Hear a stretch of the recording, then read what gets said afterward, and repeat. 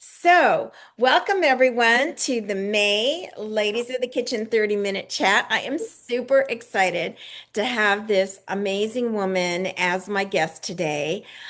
This is Olivia Marie, everyone. She and I met, I think, about a year ago now, almost. Yeah. And of all places, at the farmers market, our local farmers market, which we both love.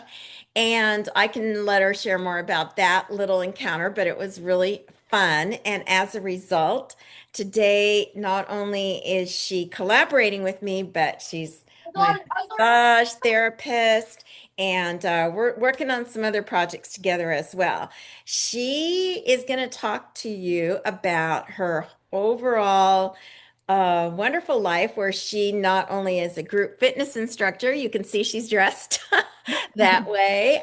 She's a mom and she is a total passionate giver to mothers. So, welcome, Olivia Marie. Thank you so much for having me, Maria. Oh, thank you for being on. So, let's start with the basic. I'm sure you didn't wake up when you were a child or even a teen and say, "Oh, guess what? This is what I'm gonna do." How did you arrive at doing what you're doing? Well, actually, I am living my dream. I remember when I was a kid, I wanted to be a singing, dancing, interior decorating model, and then as I became an adult, I realized, well, I don't necessarily want to be a model. I want to be a role model. And it's interesting now because I was in homeschool a lot of the times throughout middle school and high school, and my PE, my physical education, was doing workout videos. And one of my favorite ones was called Yoga Booty Ballet. And as a group fitness instructor for the last 10 years, I've taught yoga, I've taught dancing, I've taught strength training. And I look back and I'm like, huh, interesting. Like I'm doing everything that I wanted to do when I was a kid. And as a mom, it plays a big role in that because we need to, I believe, as mothers, to be healthy and have strength in our bodies and in our not just on the outside but on the inside with our health and our and internal system, because it just reflects back out.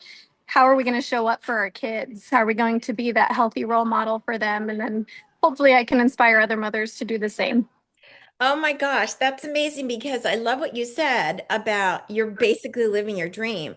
So many people go to their grave or get into retirement and then they go, "What is my dream?" They don't even know.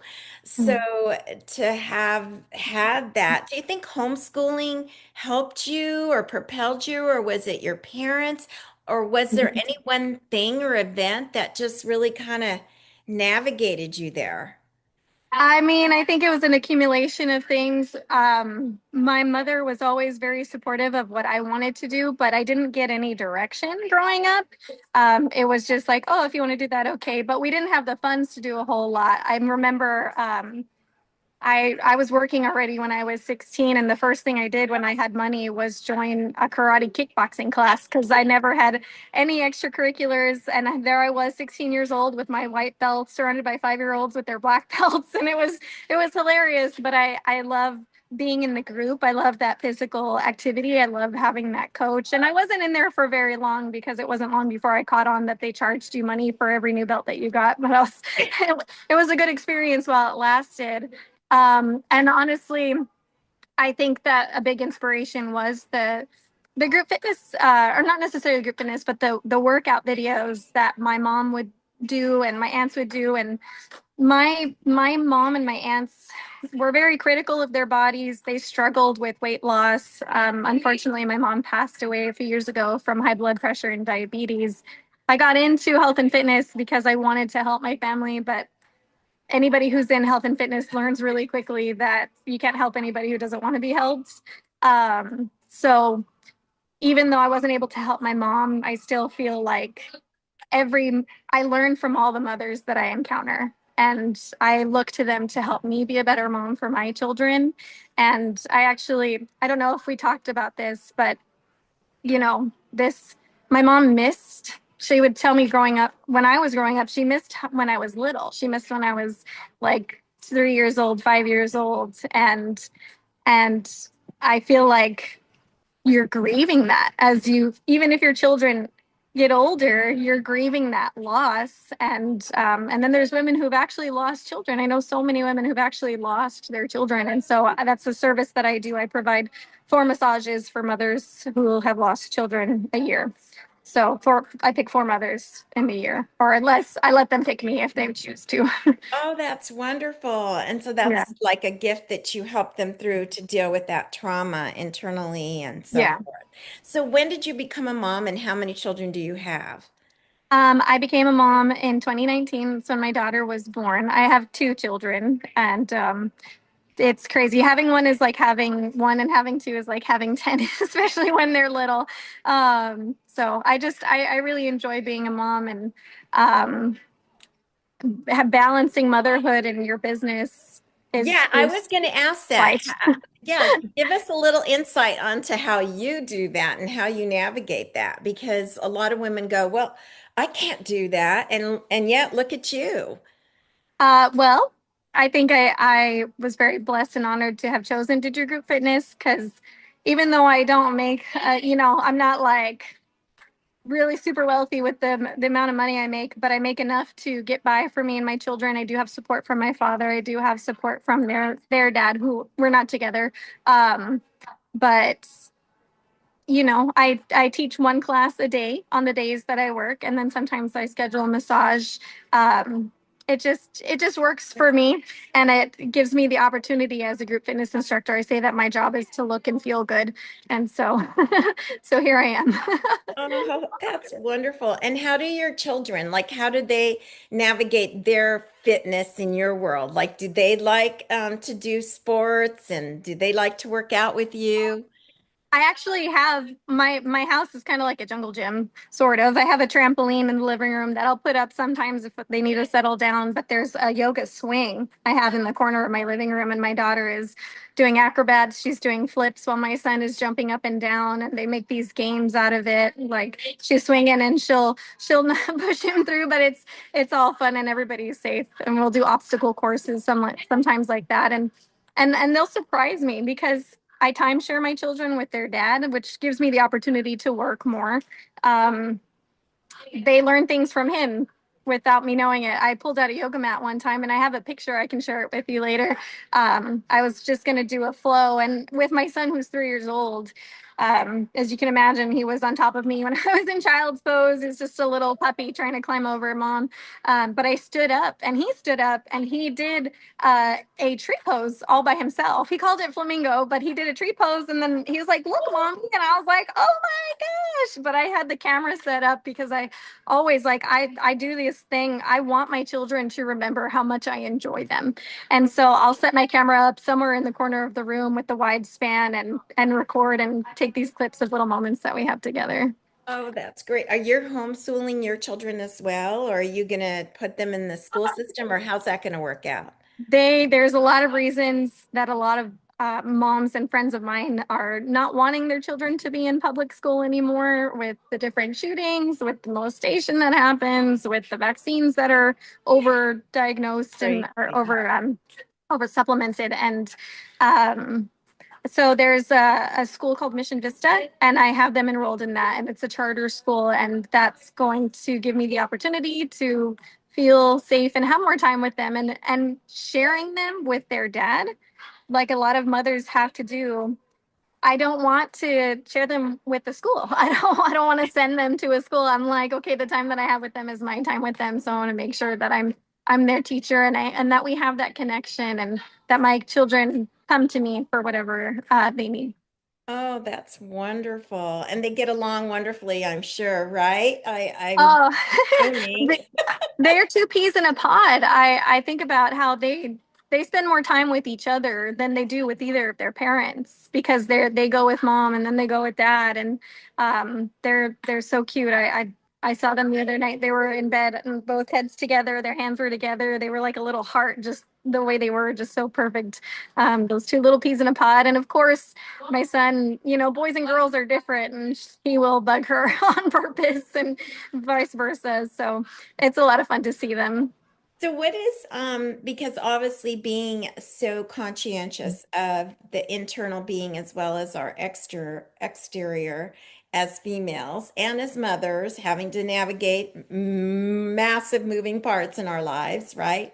Mhm. What would you say is your go-to beverage and your real favorite food that you feel just good about always using and taking? For myself or for my children? For both. For both. Well, obviously, go to is water. I put a little bit of Celtic sea salt either on my tongue before I drink it or in the water. Um, and I have my protein shake in the morning. I use and I'm terrible because I can't remember what it's called, but it's basically a beef base with egg and collagen.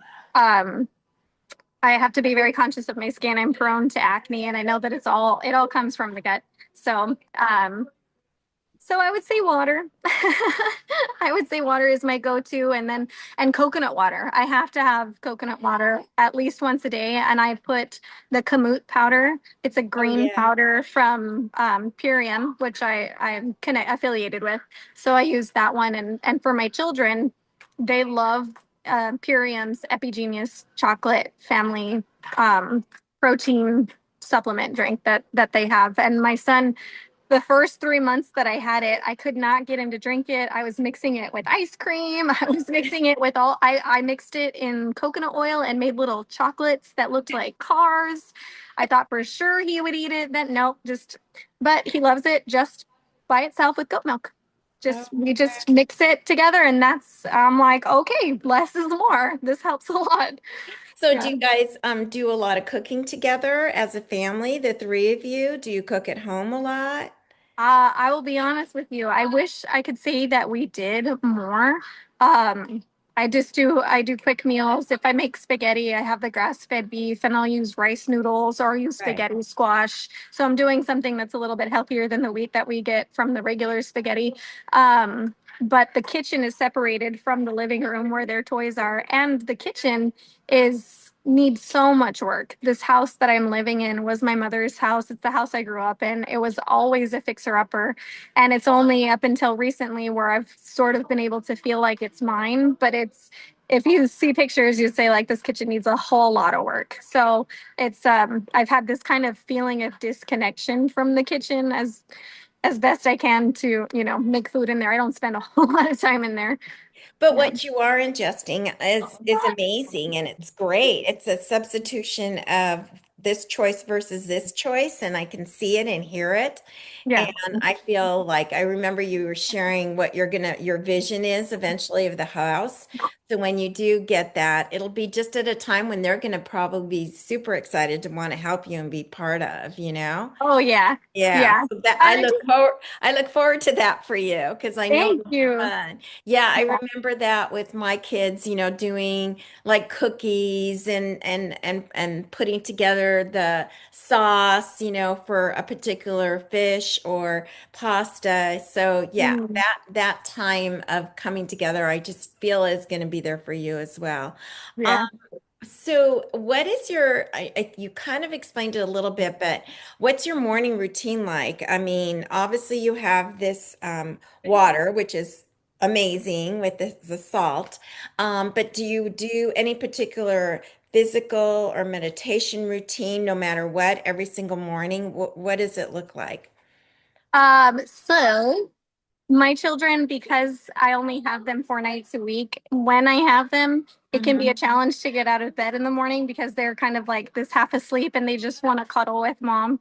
But if I have the opportunity, if I can sneak away before they get up, it really helps to have that just time of quiet where either I read from a devotional book or I have this deck of feminine energy cards from Adrienne Everhart, who I love and adore, and have done. I've worked with her, and I've done a lot of feminine energy um, coaching. And it's something on my heart to actually teach women because I believe when we can be in our feminine, if we are women and feel that we're women, if we can lean back into our role of receiving and accepting and appreciating and just understanding how much power it is to lean back.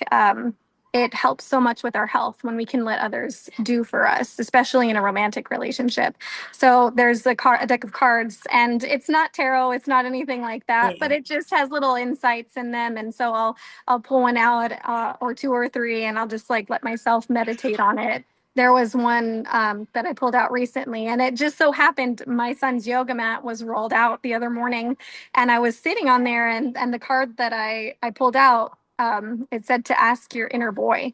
So ask your inner boy. Masculine energy is doing. Masculine energy is fixing things, figuring things out, but the intention is to take it away from your relationship, your romantic relationship, and how can it support your life? What can you do for you? How can you show up for yourself? And that led me to just journal about something that I had an opportunity last year to work at um, a country club that had this like beautiful new spa. They were ready to hire me, and I kind of just like pulled out. And then I learned recently that the person who took my job is making $2,000 a week doing what I would have done. And I'm like, I was kind of like, oh, fussing over it in my own head and kind of beating myself up for whatever reason. But I was able to reflect and journal, almost like I was talking to my inner boy, talking with him, and he was there supporting me, reassuring me that I made the best decision for my family. I made the best decision for myself, that I can be happy for the person who has that job now. And I can trust that what I'm doing now, what's going forward, is going to be what's best for me and fit my role, the job that I'm meant to do on this earth better. Oh my gosh, that is such huge awareness. And I just think just that experience alone, for those that are listening, can bring value of how important it is just to sit, take time, reflect, and not beat up on ourselves. I think women Right. have that tendency, because we want to be that model, right? Not only to our Mm. kids, but to others. And so when we feel like, God, did I make that decision? I should have, I shouldn't, all the shoulds and shouldn't haves. Yeah. Shouldn't shit on yourself. Yeah, exactly. It's the worst. It's Yeah. absolutely the worst. So thank you for sharing that. So, is there a memorable moment that you could say this was really super special in my career path of what I'm doing? Lots, lots of really good moments, but in my career path, I've been an certified group fitness instructor for 11 years. Leading up to it, I was working. I mean, I shot. I was already shining like at a grocery store. I worked at Sprouts Farmers Market before I started doing group fitness. I started as a grocery clerk, which is the person who bags, and I leveled up into the backup um, accounting coordinator. So they saw something in me. They say that she's responsible. She can handle this role. And I then moved into the lead scan coordinator. It was a management position at 20. Um, but it was, I always wanted to help people, and working at that store, especially having the opportunity to work at that market when people are a little bit more health conscious, people who shop there and they'll shop for vitamins. They have that vitamin section. I learned a lot from there. When I had started working there, I was not the healthiest. I wasn't working out. I wasn't eating right. And I even had really bad acid reflux where I was 19 and I'd wake up in the middle of the night gagging because of all the reflux that I was getting. And I learned about enzymes, and it just changed my life and perspective on how supplements can actually protect and heal us. Yeah. And so that's why my business it's not only fitness. I'm also a certified professional health coach through ACE, as well as doing the body work and the fitness classes. I feel like with everything that I've learned for my own health, that I can offer a lot, especially to mothers and women who are in relationships. I just, like I said, it's so sweet just to know that like leaning back is an opportunity. I feel like I'm kind of getting off topic here.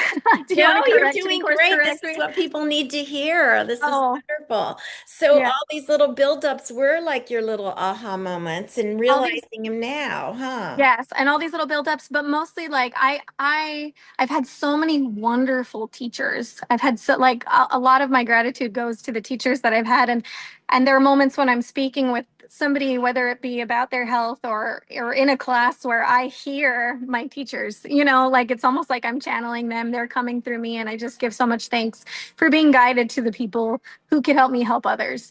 Um, and but just totally something really random that I learned, but so helpful, especially when it comes to allowing because it all comes back to hormones. Like when we're in a relationship, the actions that we're doing, even understanding, like as women, when we're working, or even as mothers, as we're parenting our children, we're in that role of needing to figure things out. We're needing to do stuff, which is masculine energy, and that can bring testosterone up. And testosterone in women increases cortisol. So it's the stress hormone.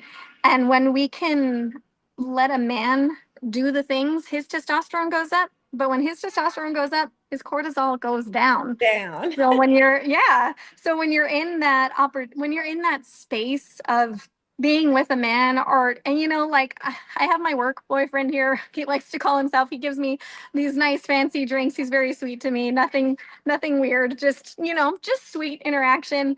Um, but I'm able to receive, and he'll bring me a drink, and I'm just like, oh my gosh, thank you.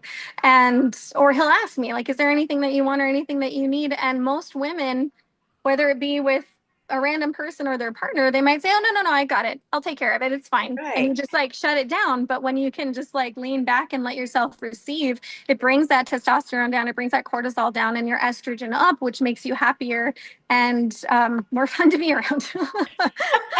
Absolutely. So that kind of leads into my next question. Is that an area where most women that you work with require help, or what, when they come to work with you, I mean, as a client, what seems to be one thing that you see is consistent in these women? Is it the need to balance? Is it the need to feel good? Get fit and healthy? Is there one area that you see is common with women? So most of my clients, the most of the work that I do is at the hotel doing the yoga classes for guests. And Okay. most of them are women that I've never met before, but we somehow end up chatting about relationships. And with a lot of my girlfriends too, I'll coach them on how to chat with their husband when they're having an issue, and they're like, that actually really helped. So it's not something that I have as listed of services that I do, Right. but it just seems to come back to that because, like I said, our hormones play such a huge role in our health. And I want my clients to feel good, not only when they're with me receiving the body work or doing the classes, but give them the tools that they need to help them be be in their body more, So where it they all can, boils down to, I think, yeah. love of self and communication, and then being your authentic self when you're sharing all that. Yes. Yeah, because when you're doing what you're doing with me, which I can totally feel, and I'm sure our listeners will, it's just it comes out like this is me, and then if somebody comes to you and sees that and feels it and then finds out, oh my gosh, it all boils down to just loving myself, and then I can communicate better and be a better person. Because if Right. you love yourself, you're going to feed yourself well, you're going to take care of your body. But the bottom line is some of us don't want to admit we really don't love ourselves. We beat up on ourselves. Well said. Well said, Maria. I might have done this with you, but there was something that you were feeling, and I asked, Yes. "Do you love and accept that part of yourself that feels this way?" And Yeah. I'll have women who are in tears, and they're like, "No, I can't love that." And so I asked them, "Do you love and accept the part of yourself that can't love and accept the part of yourself right now? You know, can we just bring that love and acceptance and forgiveness? Because it's that unforgiveness that causes so much disease and turmoil in Oh, people's yeah, bodies." absolutely. So, tell me, what is the one person, or maybe the one book, or the one coach, or maybe a combination that you feel has really inspired you and really has just made you feel good about you and what you do? I'll always give thanks to Jenna Fisher. She was running. So in 20, I can't remember. I think it was 2012. I thought the world was going to end. I was working at Sprouts, but just like going to work and coming home and smoking weed with my partner who was not the right person for me. And we would watch stupid shows and I'd go to sleep and do it all over again the next day. And I lived so close to Jenna Fisher's studio called Inspired Fitness, believe it or not. Ah, Um, and There was one week, it was at the end of 2012. I got so sick. I was throwing up all the time. And when I was sick, I watched the movie Hungry for Change, a documentary called Hungry for Change, which most of us probably know. yeah. Um, and it just motivated me when 2012 ended and the world didn't end. I thought the world was going to end in 2012. And it's 2013 and I'm healthy again and I'm ready. I signed up for unlimited monthly classes at her studio, which was right down the street. I went to classes 4 days a week. There was back-to-back classes every night. And I remember being in a yoga class and breathing into my upward facing dog and thinking, this is what I need to be doing with my life. And that's when I purchased the curriculum that I needed from ACE to become an ACE group fitness instructor.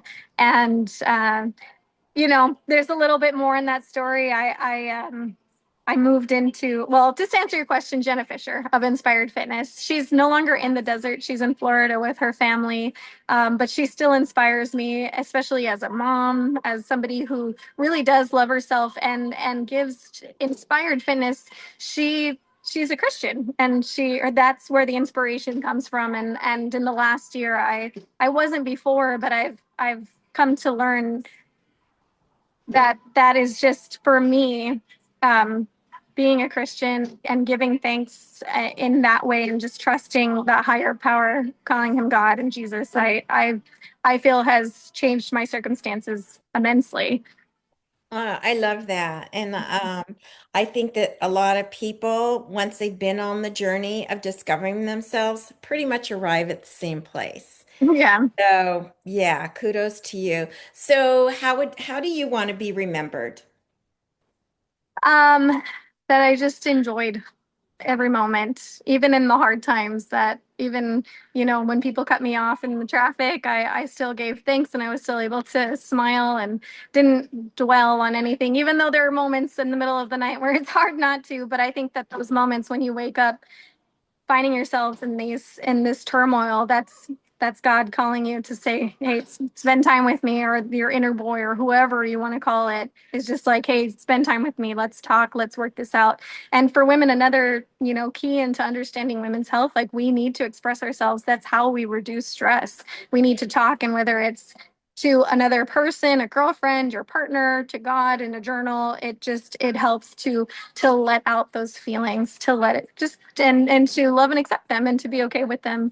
Um, yeah. Oh, I love it. So, what would be your parting words to women right now who are at a place where we were once, which is struggling, trying to figure out, oh my gosh, you thought that 2012 was it, and I thought, okay, I'm divorced, that's it, and we Mhm. both are okay today. So, if you had one or two or more women right now in front of you, what would you say to them? Things are always working out for you. Things are when you can let go and trust that in any moment that all is well. Things are always working out for the highest good of everyone. If you can affirm that, it takes practice, but we'll wire our brains to be able to see that things actually do always work out for us, even if we don't like it because we want to be in control. Some part of us has this little trauma and we're thinking that we need to be in control of the situation. But when we can let go and just practice trusting, which is probably the hardest thing, but continuing to practice trusting, practice letting go, practice affirming that all is well. Things are working out for the highest good of everyone involved. Well, I want to give kudos to you because one of the struggles, and we'll end it with this, and you can tell everyone where to find you, but I want to compliment you on something. One of the struggles that I had, and I think women in my age group had, coming from the schooling and the upbringing of, rigid religion, rigid family lives, everything structured, which does have its purpose, Yeah. but we were judgmental. And one of Yes. the things that our age group tends to do, and I still see it sometimes in women, is that we go, well, what am I going to learn from her? She's so young. She doesn't know anything. She's cute and she's kind of, sweet, but what am I going to learn? And I think that today, women, with what you shared, with how you suited up and showed up authentically, they have learned a lot because I know I have. And that, I think, is why we're doing this. This is why I do this because there's so much wisdom if we just open our heart, sit down, and listen to another woman and Yeah. hear her story because every story has something of beauty to take away. So Thank you so much. thank you for sharing your story. Where can people Yeah. find you? Well, you can find me on Instagram. That's probably the easiest thing. I'm begin again with OM, Olivia Marie. My website is also begin again with om.com. I hope you list my phone number and my email. They can Yes, I'll contact me put all that way that in the too. chat below. Yeah. And I And just can't even begin to tell you how excited I am to finally get a massage in, hopefully in June with you. yes, I hope Our so too. schedules, yeah, and my Yeah. schedule has been totally erratic, but the point is that's how I have to make my choice. Take care of me by calling you up. yes, thank you so much. So And feel thanks free for to being on. let me Goodbye, everyone. Have a bye. good Thank you. day. Mwah.